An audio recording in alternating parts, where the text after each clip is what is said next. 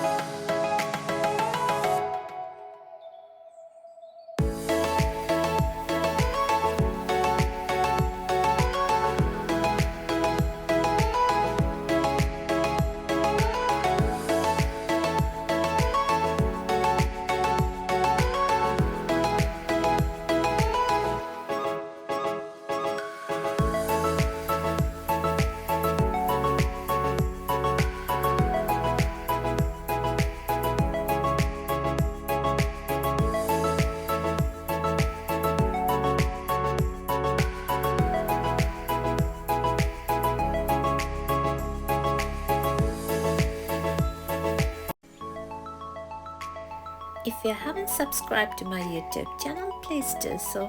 Thanks for watching. I'll see you soon.